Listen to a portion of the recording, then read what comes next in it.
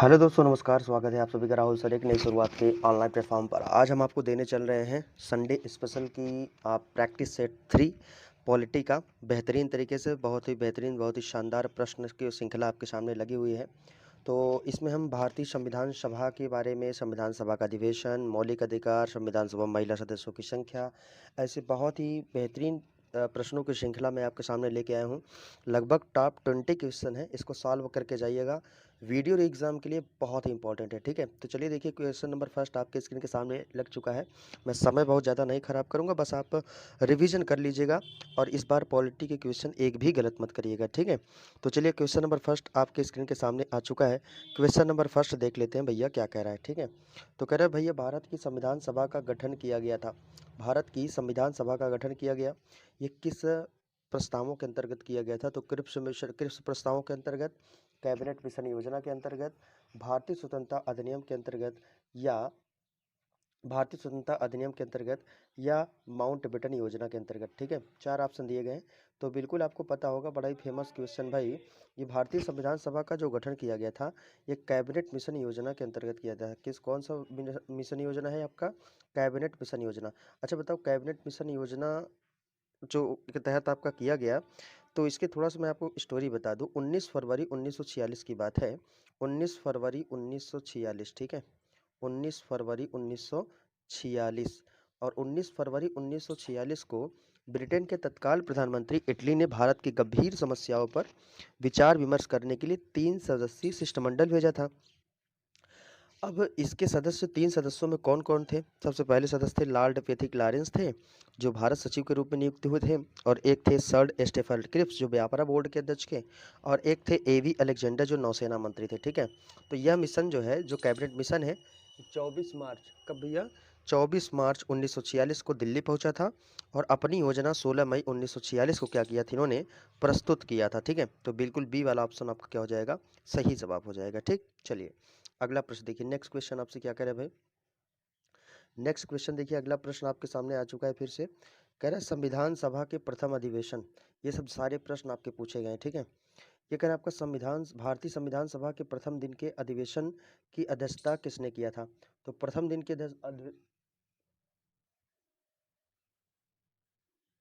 प्रथम दिन की अध्यक्षता किसने किया था भैया? तो doctor Rajendra Prasad, Pandit Jawaharlal Nehru, doctor B R Ambedkar, या सच्चिदानंद सिन्हा, ठीक है।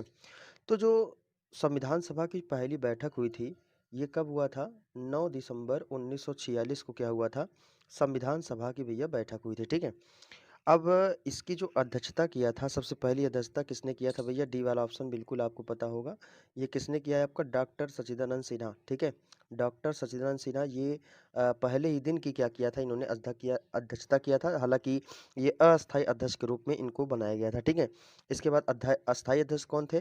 तो अस्थायी अध्यक्ष थे आपका डॉक्टर राजेंद्र प्रसाद, ठीक है।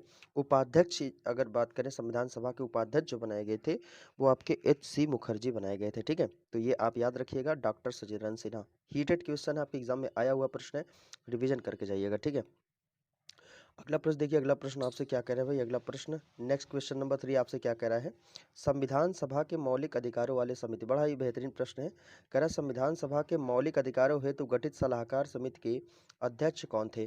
तो सलाहकार समिति के अध्यक्ष की बात कर रहा है। तो सलाहकार समिति के अध्यक्ष कौन थे? मौलाना अबुल कलाम आज़ाद, राजेंद्र प्रसाद, जवाहरलाल नेहरू, या आपके वल्लभ भाई पटेल, ठीक है। तो सलाहकार समिति के जो अध्यक्ष थे भैया, कौन थे? बिल्कुल आपको पता होगा। और किस क्षेत्र में? आपके मौलिक अधिकारों की बात है, ठीक है ना। किस क्षेत्र में? मौलिक अधिकारों की बात। तो देखिए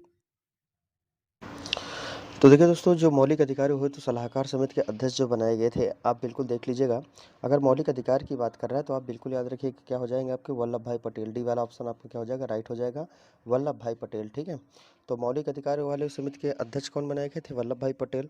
और जो आपका बात करते हैं, जो मौलिक अधिकार है, सब मौलिक अधिकार किस आर्टिकल किस भाग में है आपके? भाग 3 में। आर्टिकल कितने से? 12 से 35 तक क्या किया गया है? इसका उल्लेख आपका किया गया है, ठीक है। तो ये आप याद रखिएगा। मैं थोड़ा सा आपको बता दूं, जो डॉक्टर राजेंद्र प्रसाद थे, ये संचालन समिति के सदस्य थे। संघ शक्ति समिति के अध्यक्ष आपके जवाहरलाल नेहरू जी थे, ठीक है। ये आप लिख लिख लीजिएगा, नोट कर लीजिएगा कि ये जो राजेंद्र प्रसाद थे, ये संचालन समिति के अध्यक्ष बनाए गए थे। और जो जवाहरलाल नेहरू हैं, ये आपके संघ समिति के अध्यक्ष आपके बनाए गए थे, ठीक है। और ये वल्लभ भाई पटेल मौलिक अधिकारों वाली समिति के अध्यक्ष बनाए गए थे, ठीक है। तो देखिए जो मौलिक अधिकार है संविधान के भाग 3 में इसका उल्लेख किया गया है और इसमें आपकी इस मौलिक अधिकार के अंतर्गत 6 स्वतंत्रताएं आपकी आती हैं। तो जो मौलिक अधिकार में 6 स्वतंत्रताएं कौन कौन सी हैं? एक है आपका समानता का अधिकार, दूसरा है आपका स्वतंत्रता का अधिकार, तीसरा शोषण के विरुद्ध अधिकार, चौथा धार्मिक स्वतंत्रता का अधिकार और पांचवा संस्कृति एवं शिक्षा संबंधी अधिकार, छठवां है संवैधानिक उपचारों का अधिकार। तो ये प्रश्न आप याद रख लीजिएगा, ठीक है। और एक और था, अधिकार की बात करते हैं, एक था आपका संपत्ति का अधिकार, ठीक है। एक अमेंडमेंट बिल हुआ था, यानी कि एक संविधान संशोधन हुआ था, 44वां संविधान संशोधन द्वारा क्या किया गया था, संपत्ति का अधिकार को हटा दिया गया था। यह आर्टिकल 19(1)(6) में था और इसको किस में रख दिया गया, आर्टिकल 300 का में क्या कर दिया गया, इसे रख दिया गया है, ठीक है। चलिए अगला प्रश्न देखिए, नेक्स्ट क्वेश्चन आपसे क्या कह रहा है, ठीक है। फटाफट क्वेश्चन को सॉल्व करते हैं तेजी के साथ। संडे स्पेशल है और संडे स्पेशल मैंने सोचा आपको बेहतरीन तरीके से प्रैक्टिस सेट करा ही दिया जाए, ठीक है। चलिए देखिए क्या कह रहा है, कह रहा है संविधान सभा में कुल कितनी महिला सदस्य थी, ठीक है। संविधान सभा में कुल कितनी महिला सदस्य थी भैया, फटाफट जवाब दीजिए। तो ऑप्शन नंबर ए आपका राइट हो जाएगा। क्या हो जाएगा, संविधान सभा में कुल कितनी महिला सदस्य थी, आपकी 15 महिला सदस्य थी। इन 15 महिला सदस्यों की बात करते हैं। आप नोट कर लीजिए, पेन और कॉपी लेके हमारे साथ बैठिए, जो मैं बोल रहा हूँ उसको आप लिखते चलिए, ठीक है। तो संविधान सभा में कुल महिला सदस्य थी, सबसे पहला क्या था आपका, विजय लक्ष्मी पंडित, ठीक है। विजय लक्ष्मी पंडित, ये आपका विजय लक्ष्मी पंडित थी। एक है राजकुमारी अमृता कौर, ठीक है, राजकुमारी अमृता कौर। इसके बाद थी सरोजनी नायडू, ठीक है, सरोजनी नायडू भी थी। इसके बाद आपके आ जाते हैं कौन भैया, सुचिता कृपलानी, ठीक है, सुचिता कृपलानी। इसके बाद आपका पूर्णिमा बनर्जी, फिर लीला राय, जी दुर्गाबाई, हंसा मेहता, कमला चौधरी, रेणुका राय, मालती चौधरी, दक्षानी, वेलायुधन, बेगम एजाज रसूल, एनी मस्करनी, अम्मू स्वामीनाथन। ये थे आपके 15 संविधान सभा में महिला सदस्य, ठीक है। तो नोट कर लीजिएगा, मैंने बोल दिया उसको। तो संविधान सभा में महिला सदस्यों की संख्या आपकी कितनी थी, 15। डायरेक्टली क्वेश्चन वीडियो में आएगा भैया, तो ध्यान से देखते हुए आप प्रैक्टिस सेट करेंगे, ठीक है। चलिए अगला प्रश्न देखिए। अगला प्रश्न देखिए भैया क्या कह रहा है, भारतीय संविधान की, यानी कि भारतीय संविधान में राज्य के नीति निर्देशक तत्वों को निम्नलिखित किस देश से संविधान से लिया गया, किस देश के संविधान से लिया गया, बड़ा ही हीटेड क्वेश्चन है। तो किस देश से लिया गया भैया, आपका आयरलैंड के संविधान से। कहाँ से, आयरलैंड देश से लिया गया, आयरलैंड। सी वाला ऑप्शन क्या हो जाएगा आपका, राइट हो जाएगा, ठीक है। तो डीपीएसपी संविधान के किस भाग में भैया, भाग 4 में है। और आर्टिकल कितने से कितने तक आपका, 36 से 51 तक जो है ये आपका बात किया गया है, ठीक है। और ये रही डीपीएसपी के, इसको डीपीएसपी भी हम बोलते हैं, ठीक। चलिए अगला प्रश्न देखिए, अगला प्रश्न क्या कह रहा है भाई, नेक्स्ट क्वेश्चन कह रहा है भारतीय संविधान सभा ने, हाँ, भारतीय संविधान सभा ने निम्नलिखित में से किस तिथि को राष्ट्रीय ध्वज को अपनाया, ठीक है। राष्ट्रीय ध्वज को अपनाने की बात कर रहे हैं भैया, तो इसको याद रख लेना। ये बहुत ही बेहतरीन प्रश्न है और ये एग्जाम में आपके प्रश्न पूछा गया, ठीक है। तो जो राष्ट्रीय ध्वज को ये अपनाया गया था, ये 22 जुलाई 1947, आप देख सकते हैं, ये सी वाला ऑप्शन आपको दिख रहा है। क्या हो जाएगा भैया, 22 जुलाई 1947, ठीक है, ये आप याद रखिएगा। तो देखिए जो राष्ट्रीय ध्वज होता है, आपको बिल्कुल पता है, जो राष्ट्रीय ध्वज होता है आपका 3 पट्टियाँ लगी होती हैं। जो ऊपर होता है ये आपका केसरिया रंग होता है, ठीक है, बीच में आपका सफ़ेद रंग होता है और लास्ट में आपका ग्रीन रंग होता है, ठीक है, हरा रंग। तो देखिए जो सफ़ेद, जो आपका केसरिया है वो शक्ति और साहस का प्रतीक है, ठीक है, केसरिया। उसके बाद जो सफ़ेद है वो शांति और सच्चाई का प्रतीक है और जो लास्ट में आपका हरा रंग है वो समृद्धि और बंधुत्व का क्या है, ये आपका प्रतीक है, ठीक है। तो इसमें देखिए बीच में आपकी जो आपका चक्र बना है, इसमें कुल 24 तीलियां होती हैं, ठीक है, 24 तीलियां होती हैं। जो ये आपका जो चक्र बना होता है नीले रंग का होता है, ठीक है। यह चक्र न्याय के साथ, यह चक्र जो है इसकी क्या पहचान है, न्याय के साथ इसकी गतिशीलता का ये पहचान है, ठीक है। तो ये भी आप याद रखिएगा। और इस जो चक्र है इसमें कितनी तीलियां होती है, 24 तीलियां आपकी इसमें होती हैं, ठीक है। तो ये आप याद रखिएगा। और इसकी जो लंबाई चौड़ाई होती है कितना होती है, 3:2 जो है क्या होती है, इसकी लंबाई चौड़ाई होती है, ठीक है। और अगर थोड़ा सा भारत की बात करते हैं तो राष्ट्रीय ध्वज आपका, तो झंडा बिल्कुल आप इसके बारे में पता चलिए, राष्ट्रीय ध्वज को कब अपनाया गया है, 22 जुलाई 1947 को ही, ठीक है। इसके बाद देखिए जो राष्ट्रीय पशु है वो कौन सा है भैया, आपका बाघ है। राष्ट्रीय पुष्प आपका कौन सा है, आपका कमल है। राष्ट्रीय पक्षी कौन सा है, आपका मोर है भारत का। तो इतने प्रश्न आप याद रख लीजिएगा, ठीक है। चलिए अगला क्वेश्चन देखिए, नेक्स्ट क्वेश्चन आपसे क्या कह रहा है भैया, भारतीय संविधान के उद्देश्यों में, हाँ, भारतीय संविधान के उद्देश्यों में से एक के रूप में आर्थिक न्याय का किसमें उपबंध आपका किया गया है? आर्थिक न्याय का उपबंध, तो आर्थिक न्याय का जो उपबंध आपका किया गया है किसमें किया गया है? उद्देशिका और डीपीएसपी, ये बी वाला ऑप्शन भैया राइट हो जाएगा, ठीक है। उद्देशिका और किसमें किया गया है? आपका डीपीएसपी राज्य के नीति निर्देशक तत्वों में आपका किया गया है। देखिए समझिएगा थोड़ा सा, उद्देशिका में क्या बात किया गया है, इस देखिए उद्देशिका में भी आपके सामाजिक, आर्थिक और राजनीतिक न्याय का क्या किया गया है? आपका वर्णन आपका किया गया है, ठीक है। तो भारतीय संविधान के उद्देशिका में देखिए 3 न्याय की बात आपका किया गया। जैसे 3 न्याय कौन-कौन सी है? 3 न्याय हो गई आपकी, कौन-कौन सी आपकी? एक है सामाजिक, एक दूसरा राजनीतिक और तीसरा क्या है आपका? आर्थिक। 3 न्याय हो गया, ठीक है। 3 न्याय की बात किया गया था, ठीक है। और आपके 5 स्वतंत्रताएँ थी इस उद्देशिका में। क्या थी?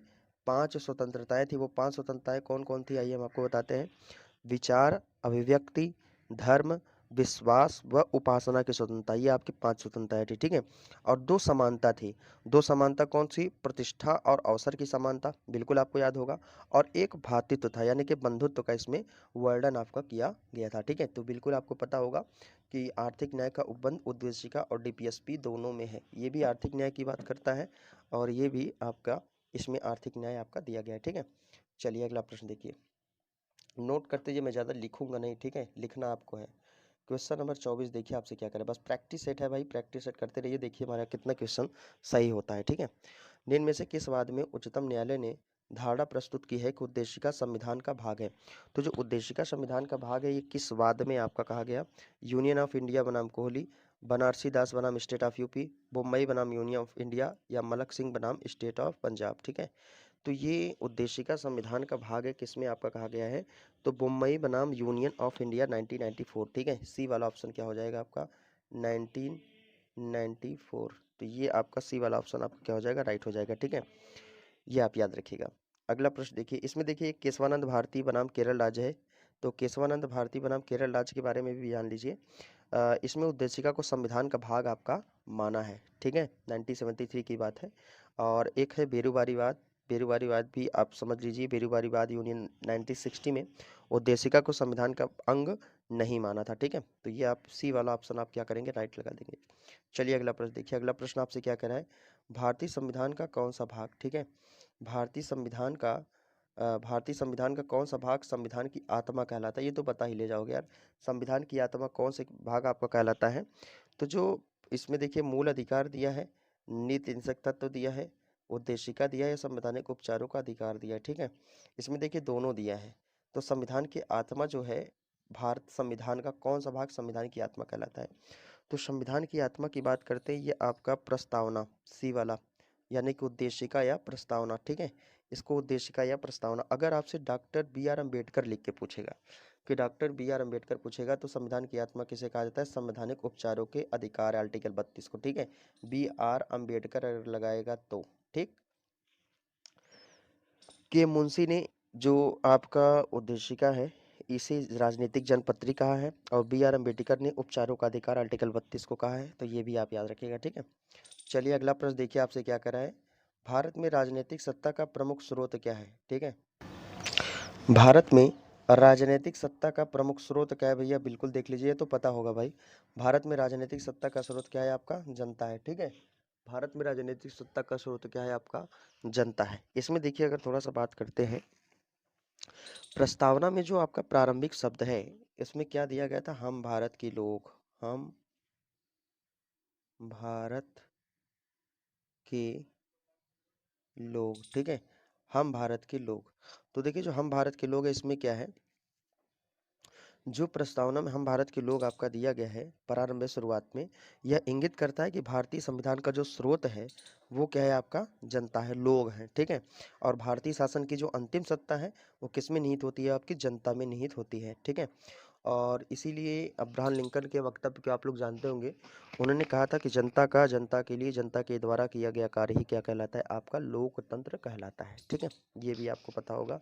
और लोकतंत्र में जनता शासक और शासित दोनों होता है। और अब आप प्रस्तावना में देखिए बात किया गया है आपका संवैधानिक सत्ता का स्रोत, तो क्या हो जाएगा भैया? जनता हो जाएगा, ठीक। चलिए अगला प्रश्न देखिए, अगला प्रश्न आपसे क्या कह रहा है भैया, फटाफट रिवीजन करिए, आज संडे प्रैक्टिस है और इस संडे स्पेशल को आप बेहतर बनाइए प्रैक्टिस और सॉल्व करके। देखिए क्या कह रहा है, संविधान के किस भाग में पंचायती राज व्यवस्था संबंधी प्रावधान किए गए। ऐसे ही रोमन में लिख के देगा भैया, तो घबराइएगा नहीं। देखिए ये जो आपका कई बार एग्जाम में पूछा जा चुका है, किस में आपका दिया गया है, ठीक है। तो पंचायती राज की बात करते हैं तो भैया भाग 9, ठीक है, भाग 9 में क्या दिया गया है आपका, पंचायती राज की भाग आपका किया गया है, ठीक है। और किस अनुसूची में ये है, किस अनुसूची में है, तो ये भी आप याद रखिएगा, ये आपके 11वीं अनुसूची में ये आपकी बात किया गया है, ठीक है। तो इसमें देखिए, इसी से रिलेटेड मैं आपको चीज़ें बता दूं, अगर जो पंचायत है ये आपका किस अनुसूची में है, 11वीं अनुसूची में। कुल कितने विषय दिए गए थे आपके, 29 विषय आपके दिए गए थे पंचायत में, ठीक है। पंचायतों के लिए एक समिति आई थी त्रिस्तरीय पंचायती के लिए, जिसका नाम था बलवंत राय मेहता समिति, ठीक है। इन्होंने त्रिस्तरीय पंचायती व्यवस्था आपका लाया था, ठीक है। चलिए अगला प्रश्न देखिए, अच्छा बताइए पंचायती राज दिवस कब मनाया जाता है। पंचायती राज दिवस आपका प्रत्येक 24 अप्रैल को पंचायती राज दिवस के रूप में मनाया जाता है, ठीक है, ये आप याद रखिएगा। चलिए अगला प्रश्न देखिए, अगला प्रश्न क्या कह रहा है भाई, भारतीय संविधान में, भारतीय संविधान, एक मिनट,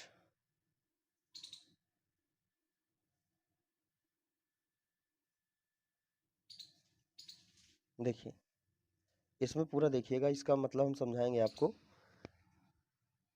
ये क्या कह रहा है कि संघ का यह कर्तव्य होगा कि वह आक्रमण तथा आंतरिक गड़बड़ी से प्रत्येक राज्य की क्या करे, रक्षा करे। ऐसा प्रावधान भारतीय संविधान के निम्न अनुच्छेदों में से एक है। तो कौन सा अनुच्छेद था भैया, तो बिल्कुल आपको पता है, बड़ा ही चर्चा में इस समय, यह आपका अनुच्छेद 355, ठीक है, आर्टिकल 355। देखिए जो आर्टिकल 355 है, इसमें कहा गया है कि संघ का कर्तव्य होगा वह आक्रमण तथा आंतरिक गड़बड़ी से प्रत्येक राज्य की रक्षा करे। ऐसा प्रावधान भारतीय संविधान के आपके आर्टिकल 355 में आपका किया गया है, ठीक है।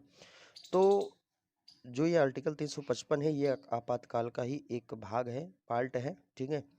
और इसमें जो है आंतरिक गड़बड़ी से प्रत्येक राज्य की क्या करे, रक्षा करे। देखिए चर्चा में क्यों था अभी बताऊं आपको, मणिपुर की बात है, मणिपुर, और मणिपुर में आपका लग गया क्या, आपका आर्टिकल 355 यानी कि आपातकाल, ठीक है, आपातकाल का ही लगा है। इसमें संघ का कर्तव्य होगा कि वह आक्रमण या आंतरिक गड़बड़ी से प्रत्येक राज्य की क्या करेगा, रक्षा करेगा। मणिपुर चर्चा में था। देखिए मणिपुर चर्चा में क्यों था, क्योंकि यहाँ एक थी मैतेई जनजाति, ठीक है, और ये मैतेई जनजाति एसटी का मांग कर रहे थे, भैया हमको एसटी का दर्जा दे दिया जाए, लेकिन सरकार माना नहीं, और इसी पर लोग जो है जन आंदोलन करने लगे, और इसीलिए आर्टिकल 355 आपका लगा दिया गया था, ठीक है, ये आप याद रखिएगा। अगला प्रश्न देखिए आपसे क्या कह रहा है, भारतीय संविधान का छुआछूत उन्मूलन किससे संबंधित है। भारतीय संविधान का छुआछूत उन्मूलन से संबंधित, ये आप बिल्कुल पता है, आर्टिकल 17 क्या है आपका, अस्पृश्यता का छुआछूत, ठीक है। अच्छा बताइए आर्टिकल 15 में क्या है, आर्टिकल 15 में क्या है आपका, भेदभाव का अंत, ठीक है, भेदभाव का अंत।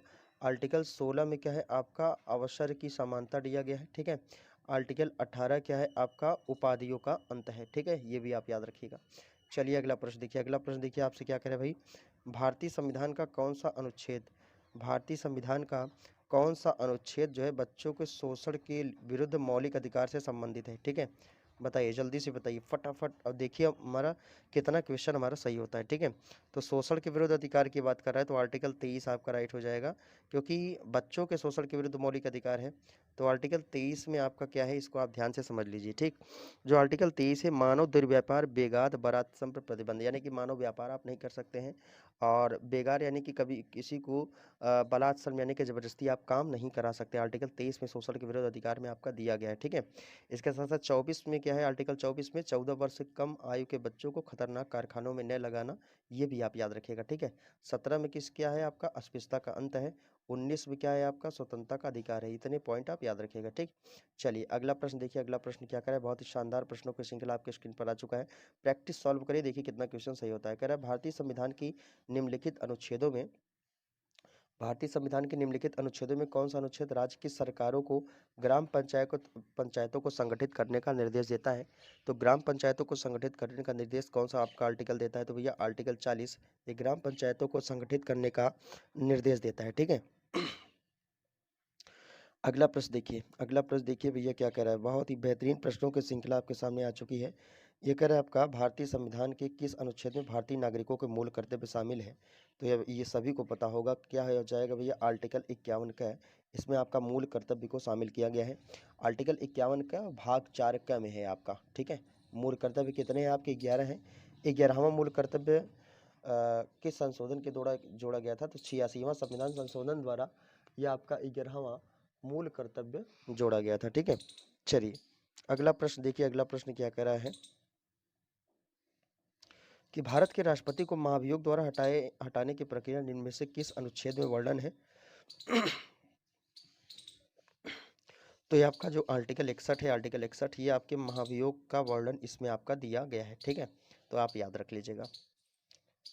और जो महाभियोग है, महाभियोग के बारे में थोड़ा समझना चाहते हैं, थोड़ा समझ लीजिए। महाभियोग की अगर थोड़ा सा हम बात करते हैं, महाभियोग के बारे में समझना चाहते हैं तो आप समझ सकते हैं कि जो कब लगाया जाता है, तो संविधान के उल्लंघन पर राष्ट्रपति पर महाभियोग लगाया जाता है। राष्ट्रपति को 14 दिन पूर्व क्या करनी पड़ेगी?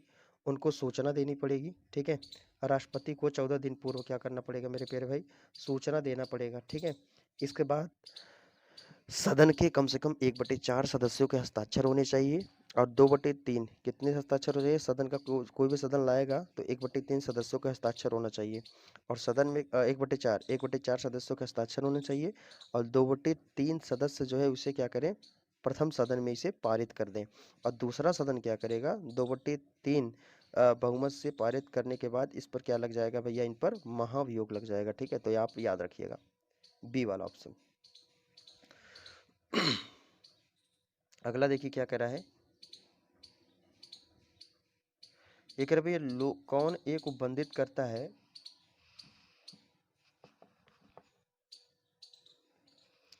कौन एक उपबंधित करता है? संविधान के निम्न अनुच्छेदों में कौन एक उपबंधित करता है कि मत बराबर होने की दशा में लोकसभा के अध्यक्ष मत निर्णायक होगा और वह प्रयोग करेगा? ठीक है, निर्णायक मत की बात करेगा तो आर्टिकल 100 ये आप याद रख लीजिएगा। कौन सा आर्टिकल है भाई? ये है आपका आर्टिकल 100। ठीक है,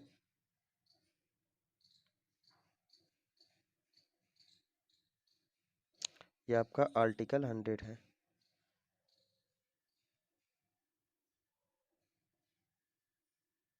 ये आप याद रखिए, सी वाला ऑप्शन। ठीक है, चलिए अगला प्रश्न देखिए। अगला प्रश्न क्या कह रहा है आपसे?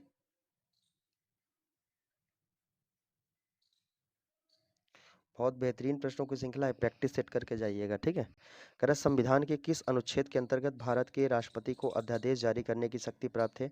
तो अध्यादेश जारी करने की शक्ति क्या हो जाएगा आपका? आर्टिकल 123 के अंतर्गत राष्ट्रपति को अध्यादेश जारी करने की शक्ति दी गई है। ठीक है, देखिए अध्यादेश कब जारी किया जाता है? जब संविधान सभा की बैठक में ना हो और कोई कानून बनाना अनिवार्य हो गया हो तो राष्ट्रपति आर्टिकल 123 के तहत अध्यादेश जारी करके वो कानून बना देता है। ठीक है, ये आप याद रखिएगा।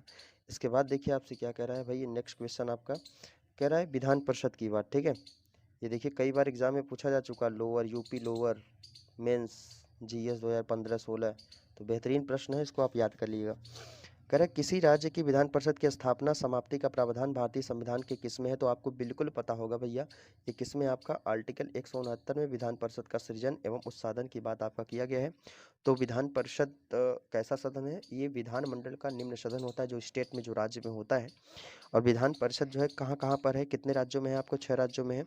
कौन कौन है आपका? एक है आपका आंध्र प्रदेश है। ठीक है, एक आपका बिहार है, एक कौन सा आपका कर्नाटक है, फिर कौन सा है आपका महाराष्ट्र है, फिर कौन सा है आपका तेलंगाना है, फिर आपका कौन सा है आपका यूपी है। ठीक है, तो 6 राज्यों में क्या है इस समय आपके विधान परिषद है। फिर से बोल दूं, आंध्र प्रदेश, बिहार, कर्नाटक, महाराष्ट्र, तेलंगाना, उत्तर प्रदेश, तो ये आपके 6 स्टेट हैं। ठीक है, तो ये आप याद रखिएगा। समझ में आया बातें? बेहतरीन प्रश्नों की श्रृंखला आपके स्क्रीन पर, और उम्मीद करता हूँ आपको समझ में आ गया होगा। आज के जो क्वेश्चन थे यहीं पर आपके समाप्त होते हैं, बेहतरीन प्रश्नों की श्रृंखला। ठीक है, तो यहाँ से आप क्वेश्चन को याद रखिएगा। जो भी हमारे जितने भी प्यारे स्टूडेंट हैं वीडियो री एग्ज़ाम देने जा रहे हैं तो बिल्कुल इस प्रैक्टिस टेस्ट सीरीज़ को सॉल्व करके ज़रूर से ज़रूर जाइएगा। यहाँ से प्रश्न आपका आएगा। आज पॉलिटी का प्रैक्टिस टेस्ट 3 था। जितने हमारे नए भावी शिक्षक जुड़ रहे हैं, जितने भी प्यारे स्टूडेंट्स जुड़ रहे हैं, वो सेशन को लाइक करेंगे, शेयर करेंगे, सब्सक्राइब जरूर से ज़रूर करेंगे, जिससे कि हम आपको बेहतर से बेहतर वीडियो और भी लाने का प्रयास करें। ठीक है, प्रैक्टिस सेट सॉल्व करके ज़रूर जाइएगा। मैं ये बातें कर रहा हूँ आपसे बार बार। ठीक है, तो मिलते हैं आपसे नेक्स्ट वीडियो में आपके अपने चैनल राहुल सर एक नई शुरुआत पर। तब तक के लिए दोस्तों, जय हिंद, गुड बाय।